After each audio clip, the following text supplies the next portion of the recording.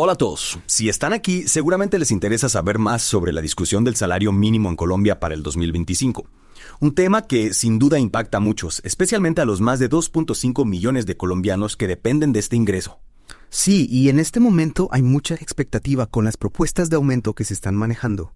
Cifras que podrían tener un impacto significativo en la vida de muchas personas. Totalmente. Por un lado, los sindicatos, representados por la CITU, proponen un aumento del 12%. Y por otro lado, tenemos a los gremios empresariales, liderados por ACOPI, que sugieren un aumento del 5.2%. Dos visiones que, como pueden imaginar, generan un debate bastante intenso. Claro, porque el salario mínimo no es solo una cifra. Es un tema que influye directamente en la vida de millones de trabajadores y en la economía del país. Exacto. Para comprender mejor este debate, hoy vamos a analizar cómo se define este salario mínimo en Colombia. ¿Cuáles son los factores que se tienen en cuenta al tomar la decisión? Y, por supuesto, las posibles consecuencias de cada una de las propuestas. Para empezar, quizás sería bueno repasar cómo funciona el proceso. ¿Te parece? Me parece perfecto. El proceso de fijar el salario mínimo en Colombia se lleva a cabo a través de la Comisión Permanente de Concertación de Políticas Salariales y Laborales. Comisión que, si no me equivoco, está compuesta por representantes del gobierno, de los empresarios y de los trabajadores, ¿no? Así es. La idea es que, a través del diálogo y la negociación, se llegue a un acuerdo que beneficie a todas las partes. ¿Y para este año hay alguna fecha límite para que logren un acuerdo? Sí, la fecha límite es el 15 de diciembre. Ajá. Si para esa fecha no se ha llegado a un consenso, se activa un proceso en el que cada parte presenta sus objeciones por escrito. Interesante. Es como una segunda oportunidad para intentar llegar a un acuerdo. Exacto. Se analizan las objeciones y se intenta llegar a un acuerdo final antes del 30 de diciembre. Y sí, a pesar de todo, no se ponen de acuerdo. ¿Quién toma la decisión final? En ese caso, el gobierno tiene la responsabilidad de fijar el salario mínimo mediante un decreto. Entiendo. Pero, ¿en qué se basan para tomar esa decisión? Me imagino que no es algo arbitrario. No, para nada. El gobierno se basa en varios criterios técnicos, como la meta de inflación del Banco de la República, la productividad, el impacto en el ingreso nacional, el crecimiento del PIB y el índice de precios al consumidor. O sea que no se trata solo de aumentar el salario mínimo, sino de encontrar un punto de equilibrio que no afecte negativamente a la economía del país. Exactamente. Y aquí es donde entran en juego las propuestas de ACOPI y la SACUR. Claro, el 5.2% y el 12%. Ya. Pero, más allá del salario base, ¿qué otros costos deben asumir las empresas al contratar a alguien con salario mínimo? Muy buena pregunta. Al salario base se le suman otros costos, como los aportes a seguridad social y las prestaciones de ley. En total, para 2024, el costo de un trabajador con salario mínimo para una empresa ronda los 2.189.000 pesos mensuales. ¡Wow! Una cifra bastante más alta que el salario mínimo en sí. Y con las propuestas de aumento para el 2025, ¿cómo se traduce esto en costos para las empresas? Te doy las cifras. Según un informe de la República, con el aumento de 5 puntos por ciento propuesto por ACOPI, el costo total por empleado subiría a 2.344.234 sosos, es decir, un aumento de 114.398 toros por trabajador. Y con el 12% que propone la CIO, ¿cuál sería el impacto? Con el 12%, el costo total se elevaría a 2.473.003 toros, o sea, 273.277 toros más que el costo actual. Una diferencia significativa, ¿no te parece? Sin duda. Y estas cifras, por supuesto, generan un debate importante, con argumentos a favor y en contra de cada propuesta. Empecemos con los trabajadores. Desde la perspectiva de los trabajadores y los sindicatos, el argumento central es que el salario mínimo actual no les alcanza para cubrir sus necesidades básicas. Claro, con la inflación, el costo de vida que sube constantemente. Exacto. La canasta familiar cada vez es más cara y el poder adquisitivo del salario mínimo se ha visto afectado. Por eso, la propuesta del 12% busca compensar esa pérdida y garantizar un salario más justo. Para ellos, este aumento es crucial para mejorar la calidad de vida de millones de familias. Entiendo. Pero, ¿qué dicen los empresarios? ¿Cuáles son sus argumentos? Bueno, los empresarios argumentan que un aumento del 12% tendría un impacto negativo en la economía.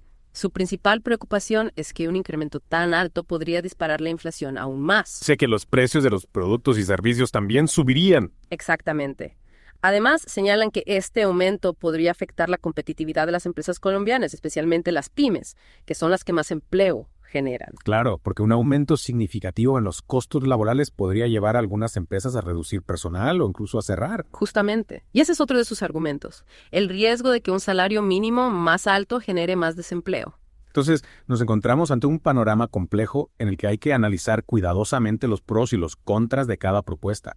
No es una decisión fácil. En absoluto. La decisión final, ya sea por consenso o por decreto, tendrá un impacto significativo en la vida de millones de colombianos. Estaremos muy atentos a cómo se desarrolla este debate en los próximos días. Pero antes de continuar, me gustaría profundizar un poco más en el impacto que tendría cada propuesta en las empresas, especialmente en las pymes.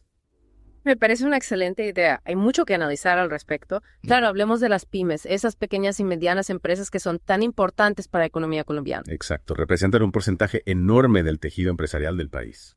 Y para ellas, cualquier cambio en el salario mínimo puede tener un impacto mucho mayor que para las grandes empresas. Entiendo. ¿Podrías explicar por qué? Claro. Las pymes, por lo general, tienen márgenes de ganancia más ajustados que las grandes empresas. Ajá. Sus costos fijos, como el alquiler, los servicios o la materia prima, representan un porcentaje mayor de sus ingresos. Claro, cada peso cuenta mucho más para ellas. Exactamente. Entonces, cuando el salario mínimo aumenta, sus costos laborales también aumentan. Sí, Y esto puede afectar directamente su rentabilidad. ya veo. En el caso del aumento del 5.2%, que mencionabas antes que representaría 114.398 adicionales por trabajador, ¿cómo afectaría eso a una pyme? Para una pyme con, digamos, 10 empleados, este aumento significaría un gasto adicional de más de 1 millón de pesos al mes. Caramba, eso sí que podría ser un golpe duro para su presupuesto. Sin duda. Y si hablamos del aumento del 12%, el impacto sería aún mayor. Estaríamos hablando de casi 3 millones de pesos adicionales al mes para una pyme con 10 empleados. Es una cifra considerable, y esto podría llevar a algunas pymes a tomar decisiones difíciles, ¿no? Correcto. Podrían verse obligadas a reducir personal, a aumentar los precios de sus productos o servicios o incluso a cerrar sus puertas. Y eso, a su vez, tendría un impacto negativo en la economía en general. Efectivamente. Menos pymes significan menos empleo, menos producción y menos crecimiento económico. Es como un efecto dominó que podría afectar a todos. Así es. Por eso, la decisión sobre el salario mínimo no puede tomarse a la ligera. Hay que tener en cuenta todos los factores, tanto económicos como sociales. Y hablando de factores sociales, ¿qué impacto tendría el salario mínimo en la vida de los trabajadores? Bueno, como mencionamos antes, el salario mínimo actual no alcanza para cubrir las necesidades básicas de una familia. Claro, hablamos de la canasta familiar, de la inflación. Exacto. Y esto genera un círculo vicioso de pobreza. Sí. Las familias que viven con el salario mínimo tienen dificultades para acceder a una vivienda digna, a una alimentación adecuada, a una buena educación para sus hijos. Y esto, a su vez, limita sus posibilidades de desarrollo y de mejorar su calidad de vida. Justamente. Un salario mínimo bajo perpetúa la desigualdad y la pobreza. Mientras que un salario mínimo más alto podría romper ese círculo vicioso. En teoría, sí. Un salario mínimo que permita a las familias cubrir sus necesidades básicas podría generar un impacto positivo en su calidad de vida y en su desarrollo. Podrían acceder a mejores oportunidades, a una mejor educación, a una vida más digna. Y esto, a largo plazo, podría traducirse en una sociedad más justa y equitativa. Esa es la idea. Pero, como hemos visto, no es una decisión sencilla. Hay que encontrar un equilibrio entre las necesidades de los trabajadores, la capacidad de las empresas y la estabilidad de la economía. Es un desafío complejo, sin duda. Pero me parece que estamos empezando a comprender mejor la magnitud de este debate y las implicaciones que tiene para todos nosotros. Estoy de acuerdo. Y creo que es importante que la sociedad en general se involucre en este debate y que se informe, que opine y que exija a sus representantes que tomen decisiones responsables y bien informadas. Totalmente de acuerdo. Y hablando de información, recordemos que la Comisión de Concertación tiene hasta el 15 de diciembre para llegar a un acuerdo. Correcto. Si para esa fecha no hay consenso, se activa un proceso de objeciones y se busca un acuerdo final antes del 30 de diciembre. Y si aún así no se ponen de acuerdo, el gobierno tendrá que tomar la decisión final. Así es. Y sea cual sea la decisión final, tendrá un impacto significativo en la vida de millones de colombianos. Estaremos muy atentos a cómo se desarrolla este debate en los próximos días. Y volviendo al tema de las pymes, me gustaría explorar un poco más cómo podrían afrontar el impacto de un posible aumento del salario mínimo. Claro, es un tema fundamental. Hay varias estrategias que las pymes pueden implementar para adaptarse a un nuevo escenario salarial. Bueno, una opción sería que busquen aumentar su productividad. ¿Y cómo podrían hacer eso? Pues podrían implementar nuevas tecnologías, capacitar a sus empleados para que sean más eficientes, optimizar sus procesos internos. Hay varias estrategias. Ajá. De esta manera podrían producir más con los mismos recursos, lo que les ayudaría a compensar el aumento en los costos laborales. Interesante. O sea, no se trata solo de recortar gastos, sino de encontrar formas de ser más eficientes. Exactamente. Otra opción sería explorar nuevos mercados. ¿Te refieres a buscar nuevos clientes o a expandir su negocio a otras regiones? Ambas cosas.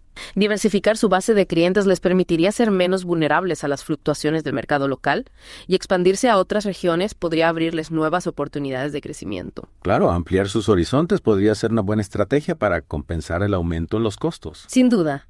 Y no olvidemos la importancia de la innovación. Las pymes que se adaptan a las nuevas tendencias, que desarrollan nuevos productos o servicios, que encuentran formas de diferenciarse de la competencia, tienen más posibilidades de éxito en un entorno cambiante como el que vivimos. Es decir, la clave está en ser proactivos y no quedarse estancados. Exactamente. Y en este sentido, el gobierno también tiene un papel importante que jugar. ¿Cómo podría el gobierno apoyar a las pymes en este proceso? Podría ofrecer programas de capacitación, facilitar el acceso a créditos, reducir la carga burocrática, entre otras medidas.